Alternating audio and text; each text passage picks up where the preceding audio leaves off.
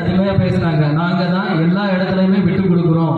இங்க பாருங்க, ஸ்டேஜ் முன்னாடி பெண்களுக்கு மட்டும்தான் நாங்க டார்பா போட்டிருக்கோம். இங்க நாங்க எல்லாம் அங்க வெளியில ஸ்டேஜ், அதாவது கிரவுண்டுக்குள்ளேயே இல்லை, வெளியில தான் இருக்கிறோம். அதுபோல வள்ளலார் அருமையா சொல்லியிருந்தாங்க, ஆண்கள் 2 பேருமே சமம் அப்படின்னு பேசியிருந்ததா உண்மையா பேசியிருந்தாங்க. வாழ்த்துக்கள். அப்புறம் வீட்டுக்கே போனதில்லை அப்படிங்கிற இன்னைக்கு, அதாவது இந்த திருவிழா ஏற்பாடுக்காக. மற்றபடி வீட்டுக்கு போனா வீட்டில் நிம்மதி இல்லை, பெண்களால் வீட்டில் நிம்மதி இல்லை அப்படின்னு பேச வர்றாங்க. இன்னைக்கு வீட்டுக்கு போனா என்ன கிடைக்கும்னு தெரியல. உண்மையை பேசியிருக்காங்க, வீட்டுக்கு போனா என்ன கிடைக்கும்னு தெரியல. அதே மாதிரி குணவதி இல்லாத வீட்டில் ஊரில் குடியிருக்க வேண்டாம் அப்படின்னு ஔவையார் எழுதுனதா சொன்னாங்க. இப்பவும் ஔவையார் இருந்திருந்தா அவங்க புது மொழியெல்லாம் நிறைய எழுதியிருப்பாங்கன்னு அருமையா பேசியிருந்தாங்க. அது மாதிரி ஐயப்ப பக்தர் அந்த குருடர் சபரிமலைக்கு ரெகுலராக போகிறத பற்றியும் ஒரு ஆண்களோட பக்தியை பற்றி ரொம்ப அருமையாக பேசியிருந்தாங்க. அதே மாதிரி அப்துல் கலாம் ஐயா அவங்க அவரோட தேசபக்தியை, அதாவது திருப்பதி ஏழுமலையாண்டவர் கோயிலுக்கு போயிட்டு இந்தியாவுக்கு மேலே அர்ச்சனை பண்ணுங்க அப்படின்னு சொன்னதும் அவரோட தேசபக்தியை இங்கே குறிக்குது. ரொம்ப அருமையாக பேசியிருந்தாங்க. இதுக்கு மறுவாதமாகவும் கடைசி வாதமாகவும் பெண்கள் தான் பக்தியிலும் பண்பாட்டிலும் சிறந்தவர்கள் அப்படின்னு பேச வராங்க திருமதி சுபாஷினி.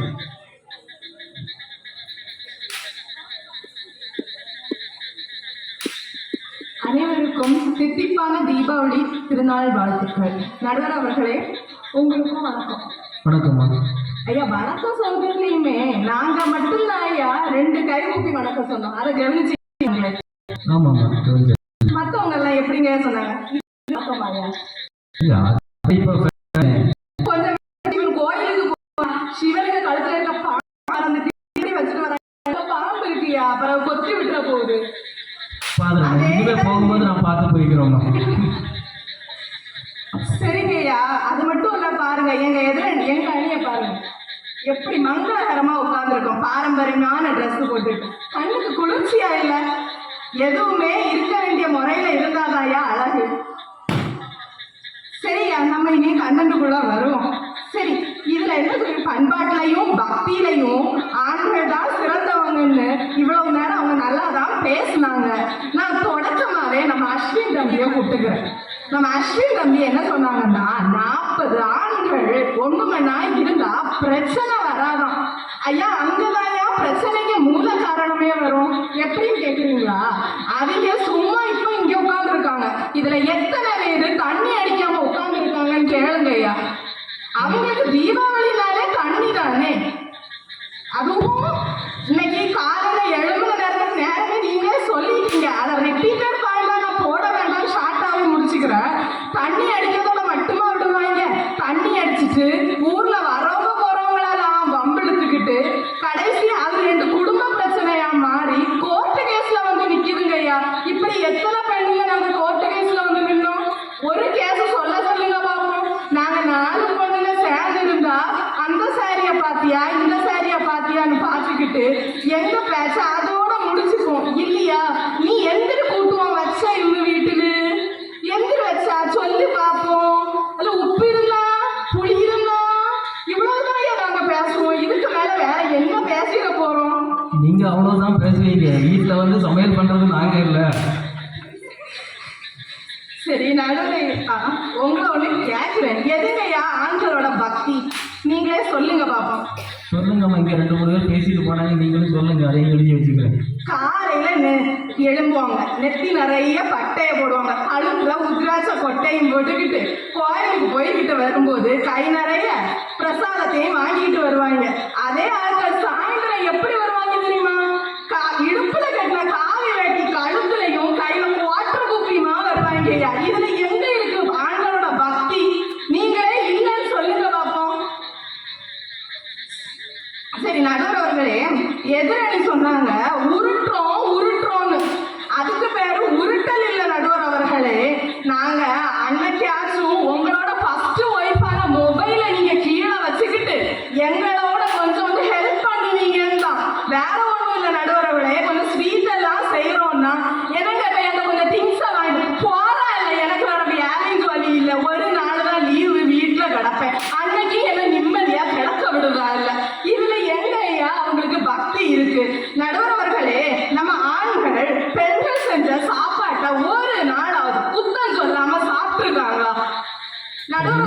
டெய்லியுமே அப்படிதான் சமைப்பீங்களா? நீங்க உங்க வீட்டுல குத்தம் சொல்லுவீங்களா? எனக்கு அடுத்த நாள் சாப்பிடணும்மா. தெரியல நடுவரோட அட்லீஸ்ட் பொய்க்காச்சும் நல்லா இருக்குன்னு சொல்லலாம். இல்ல அங்க அதெல்லாம் நடக்காது. என் வீட்டுக்காரரே எடுத்துக்க, நான் எனக்கு அடுத்த வீட்டுக்கு போய் கல்லறை வாங்க போறேன். நான் என் வீட்டுக்காரரே எடுத்துக்கிறேன். வருவாரு நேரம் வந்துட்டு சோறவையும் சரி வைக்கங்க. எடுத்து வச்சாச்சு. வச்ச உடனே டிவி ரிமோட் அங்க டிவி ரிமோட் எடுத்த கச்சப்பக்குன்னு உடனே அங்க என் மாமியார் சூப்பரான ரிமோட்டா இருக்கு. கச்சக்கு ரிமோட் எனக்கு வேணா 2 நாள் கொடுங்க, நானும் வேற என்ன சொல்ல ரிமோட் டக்கு போட்டு அங்க லொக்கு போட்டு அடிச்சுக்கிட்டு இல்லையா மொபைல் எடுத்து ஸ்வைப் பண்ணிக்கிட்டே அங்க திங்கிறது. அங்க உப்பு இருக்கா எறும்பு இருக்கா? ஒரு நாள் இவர் இப்படி செய்யறதுக்கு வியாதி மாத்திரை கலந்து வைக்கலாம் போறேன் இல்லையா பாருங்க. அவர் அங்க இருந்து கேட்டுட்டு இருப்பாருமா, பார்த்து வேற என்ன செய்ய நடுவர்களே? என் வீட்டுக்காரன் நான் இருக்கிறேன், அடுத்தவங்க வீட்டுக்குள்ள போக முடியாது இல்லையா? இல்ல அதெல்லாம் விடுங்க நடுவர்கள். நோண்டிக்கிட்டே இருக்க ஜேசிபி மண்ணாடும் இல்லையா நடுவரோட? மண்ணாடு மாதிரியே வாரி போடுவாரு. அவர் எத்தனை நாள் சாப்பிடாம இருந்தாரோ. திங்கிறது இது போல அதுல திங்கிறது யார் வயமுறை அடிச்சு போட்டு நீ திங்க வேண்டாமா? அது ஒண்ணும் இல்லை. சரி நடுவர்களே, எங்க வாழ்க்கையில பாதி நாளே ஒரு கொடுமையில போகும். என்ன கொடுமைன்னு கேட்குறீங்களா? நைட்டு தூங்கும் போதும் சரி, காலையில எழுக்கும் போதும் சரி, ஐயோ இன்னைக்கு என்ன சோறு கூட்டம் வைக்க, ஐயோ இன்னைக்கு புளி இல்லையே மறந்து போய் சொல்லணும். வா அப்ப இன்னைக்கு புளி இல்லாம வச்சா ஏன் சரி இன்னைக்கு புளிதான். என்ன புளியா பிழிஞ்சி சாம்பார் விட்டுருவாரு எங்க வீட்டுக்கார். அவர் தான் சமையலும் ஒத்துக்கிறது. இப்படி பப்ளிக்கா வந்து ஒத்துக்காதீங்கம்மா. அவர்தான் சமைக்க மாட்டாரு. கிச்சன்ல உப்பு எடுத்துட்டு வான்னு சொன்னாரு, சீனி டப்பாவை தூக்கிட்டு வர்றாரு. இவர் எங்க சமைக்க போறாரு நடுவர் அவர்களை? நாம ஒண்ணு யோசிச்சு அதை யோசிச்சு இதை யோசிச்சு இன்னைக்கு தவறா வைப்போம், இன்னைக்கு கூட்டுவா வைப்போம்னு வைப்போம். அதுலயும் இவங்க பேச சரி இவ வேலைக்கு போயிட்டு வந்தாலே இல்ல அம்மைக்கு கழியலையே வச்சாலைதான் பாப்பாரு. அதுலயும் ஒரு லொட்டு லொசுக்கு. ஒரு ஆளுக்கு ஒண்ணு பிடிக்கும், இன்னொரு ஆளுக்கு இன்னும் பிடிக்கும். வீட்டுல இருக்கிறது 4 பேர்னா 4 விதம். இதுக்கடையில நாங்க சமைக்கல வேற ஒரு பேட்ச், இதுக்கடையில ஸ்விக்கி சொமேட்டோ. அப்ப இந்த மாதிரி லொட்டு லொசுக்கு பண்ணா நீங்க ஸ்விக்கி சொமேட்டோவோட தான் சாப்பிடணும். அங்க எவனோ ஒருத்தர் சமைக்கான், அங்க என்ன தள்ளி இருந்ததை எடுத்து போட்டு வந்தாலும் தெரியாது, பாச்சா வந்ததை எடுத்து போட்டு வந்தாலும் தெரியாது. இங்க நம்ம பார்த்து வச்சாலும் ஒரு பிரயோஜனம் இல்லை நடுவர்களே. வாரத்துக்கு எவ்வளவு நாள் ஆர்டர் பண்றீங்க சொமேட்டோல? நான் இதுவரை பண்ணல நடுவர்களே. நம்ம ஊருக்குள்ள ஸ்விக்கி சொமேட்டோ இல்ல. இங்க ஒன்னு ஆரம்பிச்சிட வேண்டியதுங்க, நல்ல வியாபாரம் நடக்குமே. என்ன செய்ய பாப்போம், மேபி ஃபியூச்சர்ல ஏதாவது பாசிபிள் இருக்கு. நடுவே மாமியார்கள்னாலே ஒரு காம்பி வச்சிருக்காங்க. என்ன மாமியார் சண்டை. இப்ப பாருங்க நடுவர் உங்க சண்டை இல்லை நடுவரோட வரும் அடுத்த பண்ணி அமைதியோட. ஏன்னா அந்த நல்ல பாருங்க எத்தனை மாமியார் மருமகள் உட்கார்ந்துருக்காங்க. அவங்க ஒத்துமையா தான் இருக்கும். இதுல பிரச்சனை இல்ல. பிரச்சனை இப்ப நாங்க பிரச்சனையை தூசி தட்டிக்கிட்டு மாடிஃபை பண்ணி என்ன அவங்கள சமாளிக்கலாம் பண்ணா அந்த பிரச்சனையை அப்படியே மறக்காம எங்களுக்கு தெரியும். இதுல என்னன்னா சமாளிக்கிறேன்னு உள்ள 2 பேர் வாங்க, நாங்க 2 வருஷத்துல அவங்க மண்டையை உடைச்சு விடுவோம். வேற என்ன செய்யறது? எங்க 2 பேருக்குள்ள நாங்க விட்டு கொடுக்க மாட்டேன். இடையில வர என் புருஷ மண்டை தான் உடஞ்சு போவோம். அதான் நடக்குது எல்லா விஷயமும். வேற என்ன பண்றது? சோ நாங்க தாஜா பண்ணி லைஃப் லாங்கா ஓட்டிடுவோம் நடுவர்களே. இடையில யாரும் பிரச்சனை பண்ணாம இருந்த குதர்க்கமா கிண்டி விடாம இருந்தா மட்டும் போதும்.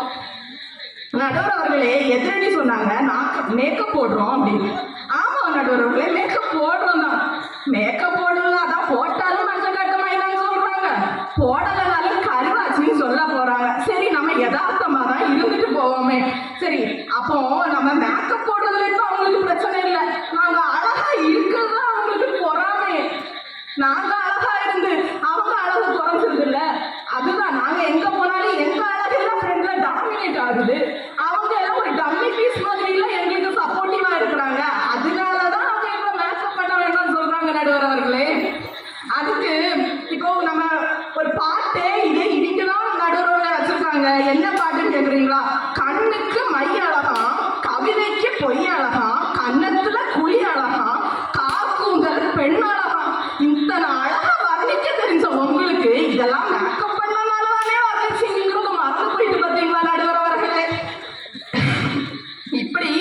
வர்ணிச்சவங்களே நீங்க கம்ப்ளைண்ட் பண்ணா நாங்க எந்த சலத்துல போய் முட்டிக்கிட்டு நிக்கிறது?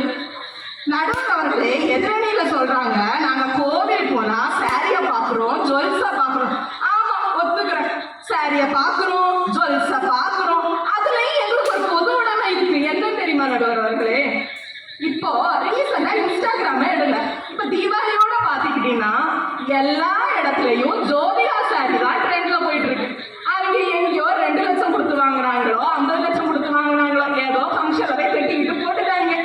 இவங்க அதுக்கு டிட்டோவா போடுறேன்னு 200 ரூபா 300 ரூபா 400 ரூபான்னு எங்க பட்ஜெட்டுக்கு ஏத்தாப்புல போடுறாங்க. இதுக்கு காரணம் என்ன? அதை நாங்க வாங்கி கட்டுவோம். அதே மாதிரி அவங்க குழப்பம் மேல வியாபம் தானே நடுவர் அவர்களே. இதுலயும் எங்களுக்கு இன்னொரு குடும்பத்தை வாழ வைக்கதான் தெரியுமே தவிர அழிக்க தெரியாது நடுவர் அவர்களே. நீங்க உங்க வீட்டுக்கு அப்ளிகேஷன் போட்டிருக்கீங்களா ஜோதிகா சாரி வேணும்னு? இல்ல இல்ல போட வேணும், அது எனக்கு செட் ஆகாது. நடுவர் அவர்களே, நாங்க பண்பாடு பக்தி ரெண்டுலயும் நாங்க பெஸ்ட்னு நான் சொல்ல. இதை விட வேற யாரும் ஒரு எக்ஸாம்பிள் சொல்லிட முடியாது. நான் என்ன எக்ஸாம்பிள் சொல்லவா நடுவர் அவர்களே? வேற ஒன்றும் இல்லை. ஒவ்வொரு வீட்லயும் ஒவ்வொரு பெரியவங்க இருப்பாங்க. அந்த பெரியவங்க ஆதி காலத்துல புக்கை பார்த்துதானே மந்திரம் படிச்சிருப்பாங்க. இல்லன்னு இல்ல இல்ல, எல்லார் வீட்லயும் புக்கை பார்த்துதானே மந்திரம் படிச்சிருப்போம். ஆனா இப்ப நடுவர் அவர்களே, நாங்க கொஞ்சம் அப்டேட் ஆகி ஸ்பாட்டிஃபை, அலெக்சா, குரோட்டோனா இந்த மாதிரி யூஸ் பண்றோமே தவிர எங்க பக்தி எங்கேயும் டெலிட் ஆகல நடுவர் அவர்களே. அதாவது பக்தி அப்டேட் ஆகலாம், பட் டெலிட் ஆகாது நடுவர் அவர்களே. நடுவர்களே, இந்த ஆண்களால ஒரு நாள் அது பெண்களை குறை சொல்லாம இருக்க முடியுமா?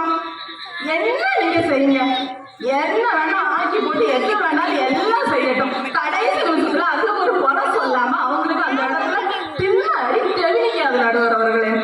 வச்சிருக்க சாப்பாடு சாப்பாடுல இருந்து போடுற ட்ரெஸ்ல இருந்து வீடு கிளீனிங்ல இருந்து A to Z குறை சொல்லலன்னா அவங்களுக்கு நிம்மதியா தூக்கம் வராது, அடுத்த நாள் முழிப்பும் ஒழுங்கா வராது. நடுவர் அவர்களே, ஒண்ணு கேக்குறேன். நம்ம ஃபேமிலியில வச்சுக்கிற எல்லா விஷயமுமே நம்ம பார்த்து பார்த்து ஒவ்வொரு விஷயமா பண்றோம். அதுல ஒரு தப்பு வந்தா நீங்க என்ன செய்யணும்? இதை ஏமா பண்ற, இதை ஏமா கொஞ்சம் கேர்ஃபுல்லா இருக்கு. ஆனா நீங்க என்ன பண்ணுவீங்க? எங்க இருக்கோன்னு பாக்குறதுல என்ன பண்றோம்னு பாக்குறதுல ஒரே கோபம், ஒரே திட்டு, வாயில நல்லத்துல ப்ளூ வேர்ட்ஸ் எல்லாம் வரும். சரி, இதெல்லாம் விடுவோம். இதெல்லாம் பண்ணியும் நாங்க என்ன பண்ணுவோம்னா பொறுக்க வர பொறுத்துட்டு கடைசி கொப்ப நாங்க பொறுக்க மாட்டான்னு பழமொழியும் வச்சிருக்கோம். அதே மாதிரி சாது மிரண்டா காடு கொள்ளா நடுவர்களே, இவங்க என்ன ஒண்ணுனாலும் பார்த்து பார்த்து வர திட்டிக்கிட்டு கடைசி வீட்டுக்கு தான் வரணுங்கிறதையும் மறந்துடுறாங்க. நடுவர் அவர்களே, நம்ம எதிரணி சொன்னாங்க ஒரு பெண்கள் நல்ல சக்சஸ்ஃபுல்லா எந்த ஒரு விஷயத்தையும் பண்ணிட முடியாதான். 100 வருஷமா அவங்க RSSல ஜெயிச்சிட்டாங்க, சக்சஸா போயிடுச்சு. ஓகே, நான் ஒத்துக்கிறேன். அதே RSS சார்பு மாதிரி தானே நமக்கு சமிதி இருக்கு. சமிதி இருக்கா இல்லையா நடுவர் அவர்களே? இருக்குங்க, ராஷ்டிரிய சேவிகா சமிதி. அப்போ சமிதி தொடங்கினது 1936ஆம் ஆண்டு. கிட்டத்தட்ட இப்போ 89 வருடம் முடிஞ்சிருக்கு. நாங்களும் கூடிய சீக்கிரம் 100 வருஷம் கொண்டாடுவோம். அப்ப நாங்களும் வந்து சொல்லுவோம் பெண்களா நின்று பெண்களா ஜெயிச்சோம்னு. அப்ப எங்க போய் இந்த மூஞ்ச வச்சுப்பீங்கன்னு பாப்போம் நடுவர் அவர்களே. நடுவர் அவர்களே, இந்த ஊர் எடுத்துக்குவோமே, எங்க ஊர்ல 19 வருஷமா நாங்க இப்ப ஒரு பூஜை பண்ணிட்டு இருக்கோம். எந்த ஆண்களோட சப்போர்ட் இல்லாம சமயவப்பு மாணவிகளா நாங்க சின்ன வயசுல இருக்கும்போது தொடங்கினது நடுவர் அவர்களே. எனக்கு சொல்லியிருந்த கிருஷ்ணமாரி இருக்காங்க, அவங்க அவங்க வீட்டுல இருந்து 2 பொம்மையை கொண்டு வச்சு கொண்டு தொடங்கினாங்க. கடைசி நாங்க ஊர் மக்கள் வீடு போய் டொனேஷன் அது மூலமா 2-3 வருஷமா தொடர்ந்து ஸ்டாண்ட்ல இருந்து A to Z நாங்க டொனேஷன்ல கலெக்ட் பண்ணி தான் நடுவர் ஓன் மணில எதுவுமே நாங்க வைக்கல. இருந்தாலும் பொண்ணுங்க நாங்க செஞ்சோம்ல, இப்ப வரை செஞ்சுட்டும் இருக்கோம்ல.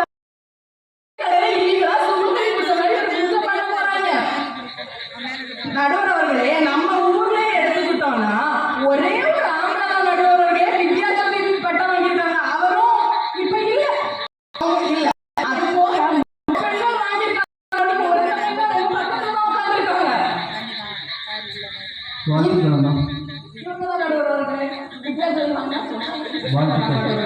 அப்ப இனி 2 பேர் இருக்காங்க. எதிராக அவங்க முகத்து சொல்றேன்னு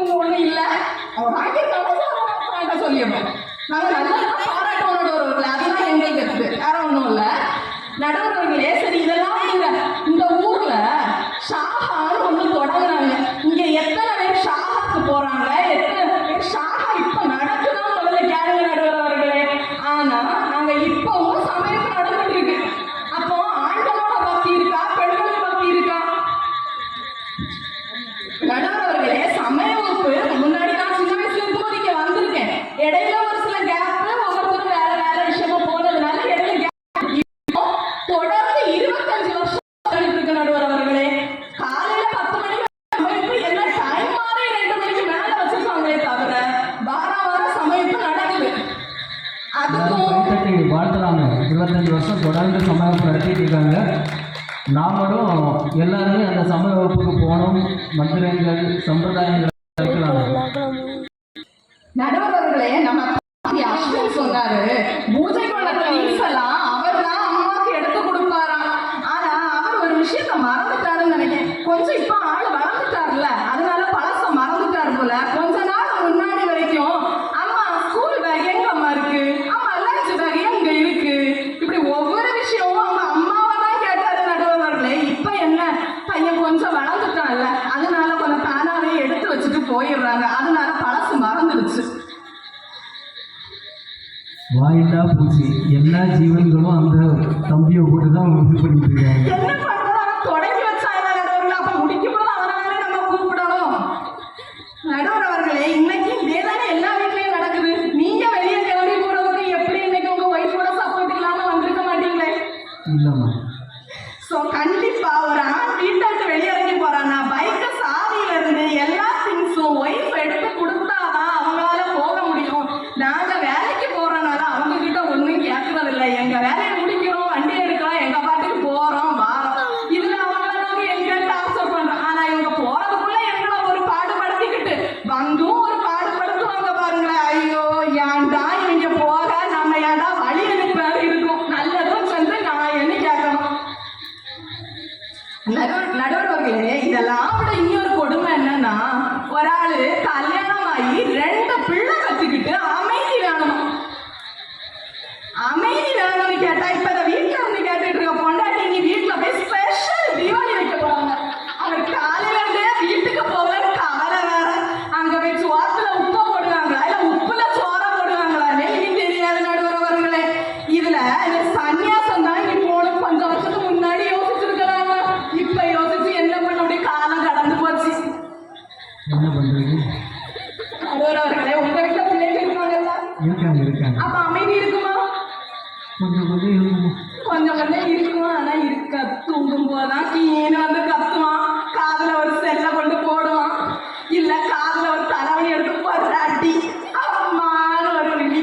என்ன அந்த வழிதான் அவருக்கு பேசுறது போல இருக்கு. அவர் பாட்டுக்கு நைட்டு டிபிஆர் வேலைக்கு முடிச்சுக்கிட்டு பக்கத்துல வந்து கொஞ்சம் கண்ணை சொல்றான், அந்த பிள்ளை எழுப்பி விட்டுருவா போல இருக்கு. அந்த கொடுமை நான் வேற என்ன செய்ய.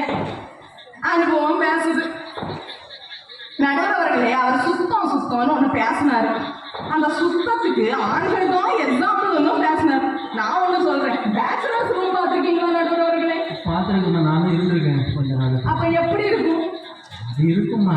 அது இருக்கும். அங்க இருக்க வேண்டியது இங்க இருக்க வேண்டியது அங்க, அப்படிதானே இருக்கும். வைக்கிறதுக்கே இடம் இருக்காதுமா. அப்புறம் வைக்கிறதுக்கே இடம் இருக்காது. அப்ப கொண்டு போய் பெட்டிக்கு மேலேயாவது அடிக்க வைக்கலாம்ல. அதுவும் இருக்காது. பெட்டி இருக்கும், பெட்டிக்குள்ள இருக்க பொருளும் வெளியே விரிஞ்சு வாரி கிடக்கும். இது கடையில நாங்க சுத்தமா இருக்கோம், சோறு போடுறோம். சுத்தம் தான் சோறு போடுகிறதையும் மறந்துட்டாரு. அதுவும் நம்ம பண்பாடுல இருக்குங்கிறதையும் மறந்துட்டாரு நடுவர் அவர்களே. சரி, இன்னைக்கு அண்ணா பட்டிமன்றத்துக்கு டைம் கன்ஃபார்ம் தானே? ஏன்னா ஜட்ஜு கேட்டாரு, அதை கன்ஃபார்ம் பண்ணலான்னு கூப்பிட்டா அவருக்கு காலத்தி உணர் 20 கோடி விலங்குகள் கூடி பெண்மையானதோ. அப்போ வீட்டுல ரொமான்ஸ் பண்ணி ஒய்ஃபை தாஜப்படாத கால இருந்தே சாயந்தரம் போல இல்லை நடுவர். அப்போ சாங் பண்ணி எங்க இருக்கீங்க சாப்பிட்டீங்களான்னு கேட்கும்போது பொண்டாட்டியை புகழ்ந்து பாடி வச்சா அந்த பாட்டை கேட்டு கொஞ்சம் அவங்க காம் டவுன் ஆவாங்கல்ல. நைட்டு போட வேண்டிய உப்பு கொஞ்சம் குறையும் இல்லை நடுவர் அவர்களே. அதனாலதான் சரி அந்த விளையாடி விடலாம் இல்லை. அதோட ரொமான்ஸ் அப்படி நெக்ஸ்ட் லெவல் அப்கிரேட் ஆகி இங்க ஒரு கெத்தா நின்றுட்டு ஆண் சிங்கம் மாதிரி நிக்கிறாரு. சரி, ஆண் சிங்கம் தான், அவர் ஒரு விஷயத்த மறந்துட்டாரு. பெண் சிங்கம் தான் இங்கேயும் கெத்துங்கிறத மறந்துட்டாரு நடுவர் அவர்களே. அவங்க எல்லாம் வீட்டுல வேற என்ன பண்றது நடுவர் அவர்களே? எலியா இருந்தாலும் வெளியில போய் பூனையா இருக்க வேண்டிய நிலைமை இருக்குது. நடுவர் அவர்களே, நம்ம எதிரணியில இருந்து அனித் தம்பி சொன்னாங்க, இங்க அழகு யாரும் குத்துறது இல்லைன்னு. பொண்ணுங்களுக்கு பவர் எது நடுவர் அவர்களே? தெரியும், நம்ம சொல்லுங்க. அவங்களோட நாக்கு தான். இந்த நாக்குல எங்களை பொண்ணு அதை புதைச்சிட மாட்டீங்க. நீங்க பேசுறதுக்கு 4 வார்த்தை நாங்க பேசாம இருந்தா எங்க நெஞ்சு வேற வெடிச்சிரும். அது வேற நடுவர் அவர்களே. இப்போ இந்த நாக்குலயே நாங்க அழக குத்திக்கிறோம். உங்களால முடியுமா? இத்தனை காமெடி கட்டுக்கு நீங்க அழகு குத்துறீங்களே, ஒருத்தராவது நாக்குல குத்துறீங்களா? சரி, இனி அடுத்த வாரம் காமெடி கட்டு ஸ்டார்ட் ஆகுமா? உடனே அழக நாக்குல குத்துறது யாரையும் ஒரு குரூப் கிளம்பிடாதீங்க. பார்த்து எடுத்து பண்ணுங்க. நீங்க வேற குத்துனா அங்க இருந்து இங்க வர நீளத்துக்குள்ள வேலை குத்துவீங்க. அது உங்க நாக்கு தாங்குதான்னு முதல்ல பாருங்க. நாங்க ஒரு அடியே குத்துனாலும் நாக்கு தாங்குற மாதிரி தான் குத்துறோம். சோ அதுலயும் எங்களுக்கு பண்பாடு பக்தி எல்லாம் இருக்கு நடுவர் அவர்களே. நடுவர் அவர்களே, தேசபக்தி தேசபக்தின்னு சொல்றாங்க. தேசபக்திக்கு ஒரு நல்ல எடுத்துக்காட்டு சொல்லவா? சொல்லுங்கம்மா, சொல்லுங்க. நம்ம பக்கத்துல நடந்ததா நடுவர் அவர்களே? நமக்கு முன்னாடி இது திருவாங்கூர் சமஸ்தானம் தானே நடுவர் அவர்களே? ஆமா. அப்ப திருவாங்கூர் சமஸ்தானத்துல ஒரு வரி போட்டாங்க. என்ன வரி சொல்லுங்க பாப்போம். சொல்லுங்கம்மா, கேட்போம். சொல்லுங்க நடுவர் அவர்களே. சொல்லுங்கம்மா, கேட்போம். மார்பக வரி. அதாவது அந்த மார்பக வரியில வந்து நங்கேலி அப்படிங்கிற ஒரு பெண்ணு தன்னோட 2 மார்பகங்களையும் கட் பண்ணி தான் உயிரை விட்டுறாங்க. அது காரணம் என்ன நடுவர் அவர்களே? அப்போ நம்ம சுத்தி உள்ள மக்களுக்காக அந்த வரியா அப்படியாவது நிறுத்துவாங்கிறதுக்காக ஒரு செகண்ட் யோசிக்காம தான் உயிரை அந்த இடத்துல அவன் தியாகம் பண்ற நடுவர்களே. இதே மாதிரி ஸ்பாட்ல ஒரு ஆணால முடிவெடுக்க முடியுமா நடுவர் அவர்களே? நடுவர் அவர்களே, ஒரு தேசபக்தியோ ஒரு பண்பாடோ அது நிச்சயமாக ஒரு பெண்ணால மட்டும்தான் கற்றுக் கொடுக்க முடியுங்கிறதுக்காக தான் ஒரு ஆண் வெளியில வேலைக்கு கிளம்பும் போது ஒரு மனைவி கிட்டையோ வீட்டுல இருக்க பெண்கள் கிட்டையோ ஒப்படைச்சிட்டு போறாங்க.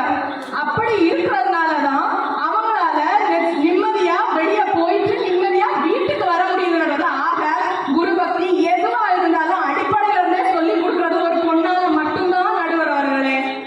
இதோட எனக்கு வாய்ப்பளித்தமைக்கு நன்றி கூறி விடைபெறுகிறேன். அருமையா பேசினாங்க. விட்டுருந்தா காலையில வரைக்கும் பேசிட்டு இருப்பாங்க போல.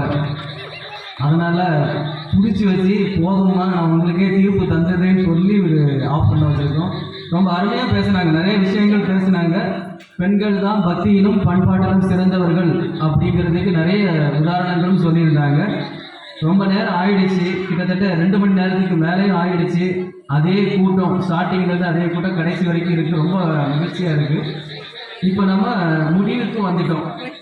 அதாவது பக்தியிலும் பண்பாட்டிலும் சிறந்தவர்கள் ஆண்களா பெண்களா? ஒரே பரபரப்பாக இருக்காங்க. இந்த பக்கம் உள்ளது ஆண்கள் சொல்லுவாங்களா இல்லை பெண்கள் சொல்லுவாங்க?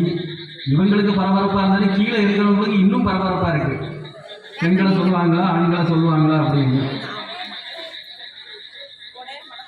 இப்போ திருப்பியும் நம்மளுடைய வாழ்க்கையில வந்து என்ன பண்பாடோடையும் பக்தியோடையும் வாழ்ந்தால் வந்து நம்ம நிம்மதியாக வாழலாம். நம்ம வந்து என்ன பண்ணலாம், அட்லீஸ்ட் நம்ம சொர்க்கத்தில் போய் நல்லபடியாக இருக்கலாம். அதுதான் அதோட ஒரு முக்கியத்துவம். இப்போ திருமணம் அப்படின்னு சொல்றாங்க. திருமணம் வந்து 1000 காலத்து பயிர் அப்படின்னு சொல்றாங்க. ஆனா அப்படியே நடக்குது? இப்போ அப்படி எதுவும் நடக்கிறது இல்லை. முன்னாடி சொல்லுவாங்க 1000 பேர்கிட்ட சொல்லியாவது 1000 பொய்ய சொல்லியாவது திருமணம் நடக்கணும் அப்படிங்கிறது. ஆனால் அந்த பழமொழி அது கிடையாது. பட் அதை வந்து இவங்க வந்து இவங்களுக்காக மாற்றிக்கிட்டாங்க. அதோட பழமொழி அதாவது நிறைய பழமொழி இருந்தது. இப்போ வந்து அதை எல்லாமே மாற்றி மாற்றி பேசுகிறாங்க. ஸோ அந்த மாதிரியெல்லாம் இருக்கக்கூடாது. பழமொழி ஒரு பழமொழி சொல்லியாச்சுன்னா அது கரெக்டான மீனிங்கோட சொல்லணும். பழமொழி வந்து 1000 பேருக்கிட்ட சொல்லிடல, 1000 பேருக்கிட்ட போய் சொல்லி அதாவது நாம போய் 1000 பேர்கிட்ட சொல்லிக்கிட்டு கல்யாணத்தை நடத்தணும் அப்படிங்கிறது தான் அதோட மீனிங்கு. இப்போ எல்லாம் மேரேஜ் எப்படி நடக்குது? லவ் மேரேஜ் பண்ணுறாங்க. 7 வருஷம் 8 வருஷம் 10 வருஷம் லவ் பண்ணியிருப்பாங்க. மேரேஜ் ஆனால் 2வது மாதத்துலேயே டைவர்ஸு. அந்த மாதிரி இருக்குது. அதுக்கும் தனியாக போயிடுவாங்க. தனியாக போயிட்டு டைவர்ஸ் பண்ணிட்டு வருவாங்க. திருப்பியும் என்ன அம்மா வீட்டுக்கு தான் வர்றாங்க. குடும்பம் வந்து மகிழ்ச்சியாக வாழ்ந்துட்டு இருந்தாங்க. வாழ்ந்துட்டு இருந்தாங்க. இதற்கு யார் காரணம்? கூட்டு குடும்பத்திலிருந்து பிரிஞ்சு பிரிஞ்சு போறதுக்கும் அந்த பெண்கள் தான் சில இடத்துல வந்து காரணமா இருக்கிறாங்க. யாரு ஒய்ஃபோட அம்மா சொல்லுவாங்க, நீ எப்படி தனியா வந்துருக்கு, அங்கெல்லாம் இருக்காங்க, நீ தனியாவா, நீ சொத்து அத்தனை எழுதி வச்சிருக்காரு, நீ தனியா வந்தாயே இந்த சொத்து கண்டெடுக்கலாம் இருக்கும் அப்படி இப்படி ஏதாவது பேசி வந்து என்ன பண்றாங்க, பிரிச்சு கொண்டு போயிடுறாங்க. பிரிச்சு கொண்டு போயிட்டு அந்த ஃபேமிலி வந்து என்ன ஆகுது, நாசமா போயிடுது.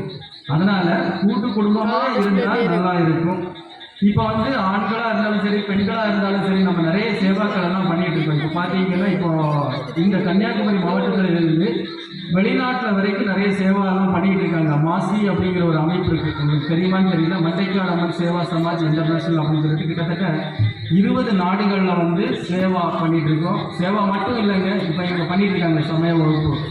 அதை வந்து பாலபாரதிங்கிற பேரில் வெளிநாடுகள்லையும் பண்ணிக்கிட்டு இருக்கோம். இதே RSS வந்து அங்கேயும் நம்ம பண்ணிக்கிட்டு இருக்கோம் சேவைகள். அதில் ஆண்கள் பெண்கள் அப்படி இல்லாமல் எல்லாருமே அதில் வந்து உறுப்பினராகவும் இருக்கும், பொறுப்பாளர்களாகவும் இருந்துக்கிட்டு இதே RSS பாலபாரதி சமிதிங்கிற பேரில் வந்து நம்ம வெளிநாட்டிலையும் பண்ணிக்கிட்டு இருக்காங்க.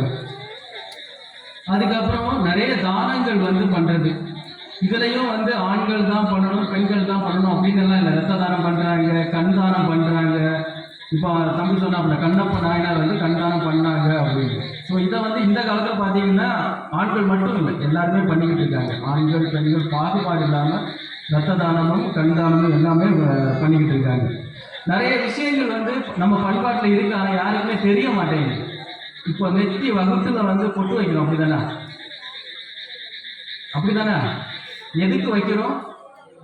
மேரேஜ் தானே, கல்யாணம் முடிஞ்சாய் இனி வைக்கணும், வச்சுட்டு போவோம் நம்ம. அதையும் தம்பி சொன்ன மாதிரி மைக்ரோஸ்கோப் வச்சு தான் பார்க்கணும், அது இருக்கா இல்லையான்னு. அது மாதிரி காலில் மெட்டி போடுறோம், எதுக்கு? கல்யாணத்துக்கு அன்னைக்கு அதுக்கு போட்டு விட்டாங்க, அது அப்படியே கிடக்கு. அது எதுக்கு? கல்யாணம் கழிஞ்சிட்டு வெளியில சொல்றதுக்கு. அப்படி கிடையாது. அதுக்கு எல்லாமே நம்ம பண்ற எல்லா விஷயத்துக்கும் ஒரு பண்பாடு வந்து மறைஞ்சிருக்குது. நெத்தி வகுத்துல ஏன் குங்குமம் வைக்கிறோம் அப்படின்னா, நெத்தி வந்து நம்ம தலைமுடியை வந்து வாரணும், அப்படிதானே? வகுப்பு எடுக்கிறதுன்னு சொல்லுவோம், அப்படிதானே? நடு வைப்பு எடுக்கணும் அப்படின்னு சொல்லுவோம். இங்க யார் நடுவில் வைப்பு எடுத்துருக்காங்க? ஒருத்தர் கிடையாது. எல்லாம் இங்க சைட்ல கோணை இப்படி இப்படி. வயசானவங்க நான் ஒத்துக்கிறேன், வயசானவங்களுக்கு அவங்களுக்கு தெரியும், அவங்க நடுவில் வகுப்பு எடுப்போம், அப்படித்தான் எடுக்கணும். சைட்ல எல்லாம் எடுக்கக்கூடாது.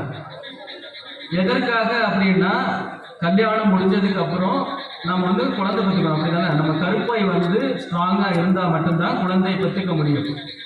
அதற்காகத்தான் நடு வகுப்பு, அந்த பாதையோட பேரே வந்து சீமந்த பாதைன்னு பேர். நடுவில் வகுப்படுத்தால் அந்த, அதாவது தலை உச்சிக்கு நேரம் நம்ம வகுப்படுத்தால் அந்த பாதையோட பேர் வந்து சீமந்த பாதை. நீங்க நம்ம எப்படி வகுப்பு கை வச்சு எடுக்க மாட்டோம், சீப்பு வச்சு தான் எடுக்கும், அப்படிதானே?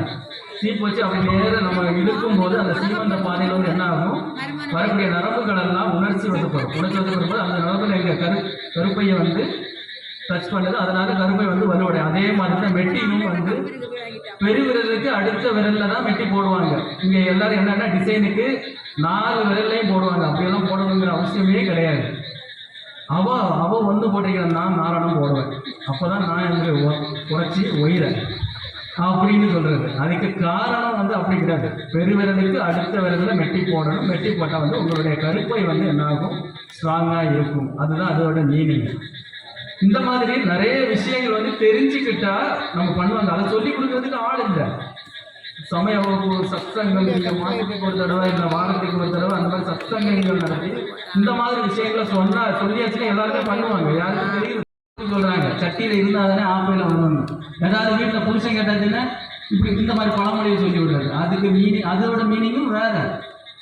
யாருக்காவது தெரியுமா? இங்க சஷ்டியில் விரதம் இருந்தால் அகப்பைனா கருப்பையில் வந்து குழந்தை வரும் அப்படிங்கிறது அதோட மீனிங். இந்த மாதிரி நிறைய பழமொழிகள் இருக்கு. அரசன் நம்பி புருஷனை கைவிட்டாங்க அப்படின்னு, அதுக்கும் மீனிங் இருக்கு. சொல்லிக் கொடுக்கணும். அரசன்னா யாரு? ராஜாவா? அரச மரத்தை சுற்றி வந்தா குழந்தை பிறகுங்கிறது தெரியணும். அதனாலதான் கோயில்கள் எல்லாம் அரச மரத்துக்கு நம்ம வீட்டில் வந்து நம்ம பிள்ளையாரு, நாகராஜா அந்த மாதிரி தெய்வங்களை விக்கிரங்கள் வந்து வைக்கிறாங்க. நிறைய பழமொழிகள் இருக்கு, அதோட மீனிங்கு, அதுலேயும் நிறைய பண்பாடுகள் எல்லாம் மறைஞ்சிருக்கு. நீங்க தெரிஞ்சுக்கணும். பெரியவங்க எல்லாம் பாட்டி அப்பச்சி எல்லாம் எனக்கு எல்லாம் செஞ்சு கொடுக்கணும். செஞ்சு கொடுத்தாலும் இப்போ உள்ள பிள்ளைகளுக்கெல்லாம் அறியும். இலையிலே அவருக்கும் அறமுடியும். அப்போ அவரை அப்பச்சி வந்து செஞ்சு கொடுக்கல. அது மாதிரி பொட்டு வைக்கிறோம், அப்படிதான் நெத்தியில பொட்டு வைக்கணும், குங்குமம் பொட்டு வைக்கணும் அப்படின்னு சொல்றோம். ஏன் பொட்டு வைக்கணும்? குங்குமம் பொட்டு வைக்கிறதால என்ன நன்மை? அது வந்து இப்போ நம்ம வெளியில போயிட்டு வரணும், அப்படிதானே? வெளியில போயிட்டு வரும்போது குங்குமம் போட்டு வச்சுட்டு போகணும். குங்குமம் போட்டு வந்து ஒரிஜினல் குங்குமம் போட்டு மஞ்சள் குங்குமம் எப்படி பண்றாங்க? மஞ்சள், அந்த படிகாரங்கள்ல படிகாரம், எலுமிச்சம் சாறு இதெல்லாம் கலந்து தான் பண்றது ஒரிஜினல் குங்குமம். இது பண்றது என்ன ஆகும்? நமக்கு திருஷ்டி எல்லாம் வருது, அப்படிதானே? அந்த மத்தியில வைக்கும் போது திருஷ்டி வந்து அஃபெக்ட் பண்ணக்கூடாது அப்படிதான் வைக்கணும். பேஸ்ட் கிடைக்கும், அதுக்கு பேர் என்ன? Hi tech sir sindoor paste. அதில் எடுக்கிறது ஒரு முத்து, அவ்வளோதான். அந்த டாட்டு சின்னதாக ஒரு டாட்டு வரும், அதை வச்சுக்கிட்டு போயிடுறது. அப்படி இல்லை, நீங்கள் ஒரிஜினல் குங்குமம் வச்சுட்டு போனாலே திருஷ்டி வந்து உங்களுக்கு படாது. அதே மாதிரி பொட்டு வைக்கிறதுக்கும் எந்த விரலில் வைக்கணும்னு தெரியும். கோயிலில் போகிறது இப்படி நுள்ளுறது, எடுத்து பூசுறது வந்துடுது, அவ்வளோதான். கிடையாது, விரலில் நம்ம பொட்டு வைக்கணும். நம்ம இந்த காலத்துல ஒன்றும் சொல்ல முடியாது. ஏன் அங்கே வச்சா இந்த நெத்திக்கு வராதா? இந்த இன்ஜினை போட்டால் அது பதியாதா? அழுக்கி விடுமா? அப்படி கிடையாது. நம்ம பஞ்சபூதம்னு சொல்றோம், அப்படிதானே? நம்ம கை விரல்லே வந்து பஞ்சபூதங்கள் இருக்கு. இதுல மோதிர விரல் வந்து நிலத்தை குறிக்கும். நிலங்கிறது என்ன? மற்ற 4 பஞ்சபூதத்தை விட நிலம் வந்து நிலையானது. இப்ப நீர், நெருப்பு, காற்று, ஆகாயம் எல்லாம் நிலையற்றது, அப்படித்தானே? அதுக்கு ஒரு நிலையான ஒரு எதுவுமே கிடையாது. அதனால நிலம் வந்து அந்த மோதிர விரல்ல இருக்கிறதுனால அந்த விரல்ல நான் குங்குமம் போட்டேன் அப்படின்னா அந்த குங்குமம் வந்து எனக்கு நிலைக்கும். அதுக்காக தான் நாம மோதிர விரல்ல வந்து பொட்டு வைக்கிறோம். இனிமே எல்லாரும் என்ன பண்ணணும்? மோதிர விரல்ல வந்து எந்த பொட்டா இருந்தாலும் மோதிர விரல்ல வைக்கணும். அதுபோல கோயிலில் போகிறத பற்றி பேசுனாங்க. கோயிலில் போனால் சாமியை கும்பிடுறது இல்லை, கியூவில் நின்றுக்கிட்டு எல்லாம் பேசுறது. இப்போ இது மாதிரி தான் ஒரு பொண்ணு வந்து கடையில் தேங்காய் வாங்க போகிறாங்க, இதுக்கு சாமிக்கு அர்ச்சனை பண்ணுறதுக்கு. அப்போது அந்த பொண்ணோட ஹஸ்பண்டும் போகிறாங்க. அப்போ சாமியார் ஒரு தேங்காய் தட்டில் வச்சுட்டு கொஞ்சம் பழம் வச்சு கொடுத்தாரு. இந்த தேங்காய் வேண்டாமா, வேற தேங்காய் கொடுங்கன்னு. அப்போ இந்த மாப்பிள்ளை இது கேட்குறது, இல்லையா எனக்கு அறியாம சாமிக்கு யாரும் தேங்காய் பிடிக்கும்னு. சாமிக்கு பிடிக்கிறது இல்லை, சட்டினிக்கு மற்ற அந்த பெரிய தேங்காய் தான் நல்லா இருக்கும் அப்படின்னு. அப்போ தேங்காய் சாமிக்கு வைக்கிறது இல்லை, எந்த நைவேத்தியமாக இருந்தாலும் சாமிக்கு வைக்கிறது இல்லை. இப்போ விநாயகர் சதுர்த்தி வருது, வீட்டில் பிள்ளைகிட்ட கேட்குறது, பிள்ளைய எனக்கு எந்த கொழுக்கட்டை பிடிக்கும்? சர்க்கரை கொழுக்கட்டை பிடிக்குமா, இல்லை மோதகம் பிடிக்குமா, அது பிடிக்குமா? அதாவது நமக்கு. அதே போல் மாப்பிள்ளைகிட்ட கேட்குறது, என்ன வைக்கணும், இன்னும் வைக்கணும், கடலை வைக்கணுமா இல்லை வேற எந்த வைக்கணுமா? அவங்களுக்கு என்ன பிடிக்குமோ அதுதான் சாமிக்கு பண்ணுறாங்க. சாமிக்கு இது பிடிக்கும் அப்படின்னு வைக்கிறது யாருமே கிடையாது. அந்த அம்மா அதே மாதிரி அந்த அர்ச்சனை சட்டையை மட்டும் கோயிலுக்குள்ள போயிடுச்சு. அர்ச்சனையை கொடுத்து வந்த பிறகு பூசாரியை முறைச்சி பார்க்குது. அப்போ இவர் கேட்குறாரு, ஏன் எதுக்கு நீ அவரை முறைச்சி பார்க்குற? இந்த சாமியாருக்கு நான் வாங்கி கொடுத்த தேங்காயே தெரியாது, நான் பெரிய தேங்காய் வாங்கி கொடுத்து அவங்களுக்கு சின்ன தேங்காய் வச்சுட்டாரு. கோயிலுக்குள்ள என்ன போனாலும் திருப்பி வரும்போது அது புனிதமாக தான் வரும், அதை தெரிஞ்சுக்கணும். தெரியாம நான் கொடுத்தது தான் எனக்கு வேணும் அப்படின்னு ஆரம்பிச்சுட்டு அதில் இருக்கிறத பெரிய கஷ்டம். இந்த மாதிரி கணவன் மனைவி மாப்பிள்ளை முன்னாடி சேர்ந்து கோயிலுக்கு போனால் அது பிரச்சனை தான். இவங்க சொல்றதா மாப்பிள்ளை கேட்கணும், பேக்கை சுமக்க வராங்க, இவங்க ஹேண்ட் பேக் வந்து யாரும் மாப்பிள்ளை கொடுக்கணும். அதுபோல கோயிலில் போயிட்டு திருநீர் கொடுப்பாங்க, அப்படிதானே? திருநீர் அந்த அம்மா கையில் வாங்கினா இவரு பேப்பரை கொண்டு நீட்டணும், இல்லைன்னா இவர் தான் தேடி பிடிச்சி எடுக்கணும் கோயிலில் திருநீர் படக்கணும். இப்போ சுசீந்திரன் கோயிலில் போனால் அங்கே ஒரு 50-60 சின்ன சின்ன கோவிலாம் நிறைய இருக்கும். இவர் 50 கோயிலில் திருநீர்னா 50 பேப்பர் எடுத்து கொடுக்கணும். பிள்ளையார வாங்கினா ஒரு இது, சிவலிங்கம் அங்கே ஒரு 50 அன்றைக்கு இருக்குது, 50 சிவலிங்கம் வாங்கினா அது 50 பேப்பர். ஆனால் வீட்டில் போனால் மொத்தமாக ஒரே இதில் தான் வரும். அதை புரிஞ்சுக்காண்டாமா, எல்லா திருநீரும் ஒரே இதில் மடிச்சு வச்சு கொண்டு வந்துடலாம். அப்போ ஹஸ்பண்ட் வந்து என்ன பண்ணணும், இவங்களுக்கு பேப்பர் எடுத்து கொடுக்கறதுக்கு, பிரசாதத்தை மடக்கி வைக்கிறதுக்கு, பேக்கை சுமக்கிறதுக்கு தான் ஹஸ்பண்ட். இந்த மாதிரி நிறைய விஷயங்கள் வந்து பண்பாடோட நம்ம எல்லாரும் பண்ணணும். இப்போ கடைசியாக நான் ரொம்ப நேரம் பேச விரும்பல, முடிச்சிடலாம். இப்போ பக்தியிலும் பண்பாட்டிலும் சிறந்தவர்கள் ஆண்களா பெண்களா?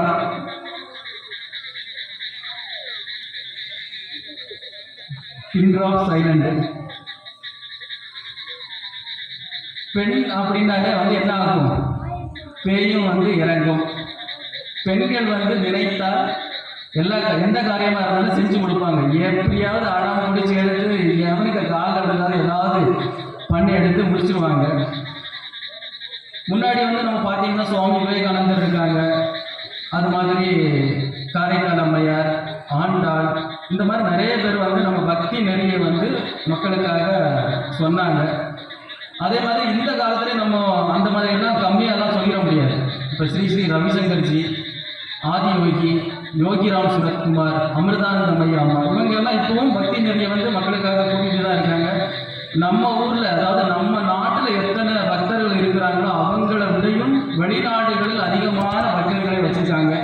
ஸோ அதில் அந்த மாதிரி பக்தி நெறியையும் பண்பாட்டையும் வளர்த்துட்டு இருக்கக்கூடியவங்க தான் இந்த காலத்திலையும் ஆண்களும் பெண்களும் சரிசமமாக இருந்துட்டு இருக்காங்க.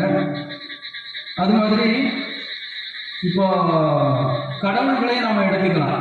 சிவன், பார்வதி அர்த்தநாரீஸ்வரராக இருக்கிறாங்க. அப்படின்னா கோயில்களில் வந்து சில கோயிலில் வந்து அர்த்தநாரீஸ்வரராக இருக்கிறாங்க. அதாவது ஆணும் பெண்ணும் சமம் அப்படிங்கிறத வந்து சொல்றதுக்காக தான் சிவன் வந்து அர்த்தநாரீஸ்வரராகவும், இன்னும் சில கோயிலில் வந்து சங்கர நாராயணராகவும் வந்து பாதிப்பாரு. அதாவது உடம்புல பாதி வந்து ஆண், பாதி வந்து பெண் அப்படி இருந்துட்டு அந்த பக்தி எல்லாருமே வந்து ஒன்றா தான் இருக்கணும் அப்படின்னு சொல்லியிருக்காங்க. ஸோ இதுல இருந்து என்ன தெரியுது நமக்கு? இப்போ ஆண் வந்து ஒரு வீட்டை கட்டலாம், அப்படித்தானே? நமக்கு சொந்தமான வீட்டை வந்து ஒரு ஆம்பளை தான் கட்டுறாங்க. கரெக்டு தானே? ஆம்பளை வந்து வீட்டுக்கு வேலைக்கு போயிட்டு கஷ்டப்பட்டு பணத்தை சம்பாதிச்சு வீடை கட்டுறாங்க. அந்த வீட்டை வந்து கோயிலா மாற்றணும் அப்படின்னா ஒரு பெண் தான், பெண்ணால் தான் முடியும். ஆண்கள் வந்து கஷ்டப்படலாம், வெளியில் கஷ்டப்படுவாங்க, தனது குடும்பத்தை காப்பாற்றணும், தங்களுக்கு வீடு வேணும், சேலை வேணும், எல்லாமே வாங்கி கொடுப்பாங்க. அதையெல்லாம் வாங்கிக்கிட்டு குடும்பத்தை, அந்த வீடை வந்து கோயிலாக மாற்றுறது வந்து பெண்களுடைய கையில் தான் இருக்குது. அதே மாதிரி ஊருன்னா ஒரு கோயில் இருக்கும், இந்த கோயிலை கட்டுறதுக்கும் அந்த ஆண்கள் தான் வந்து என்ன பண்ணுவாங்க, முன்ன நின்று கலெக்ஷன் போட்டு அவங்களோட சொந்த காசுகளை போட்டு கோயிலை கட்டுறாங்க. அப்படி ஆண்கள் கோயிலை கட்டினாலும் அதை புனிதமாக்கணும் அப்படின்னா பெண்களாகிய நீங்கள் தான் என்ன பண்ணணும்? பூஜைக்கு போகணும். காலையில் எழுந்திரிச்சு காலத்தையும் வைத்து என்ன செய்யணும்? பூஜைக்கு போகணும், திருவிழா பூஜைக்கு போகணும், சமய வகுப்புக்கு போகணும்.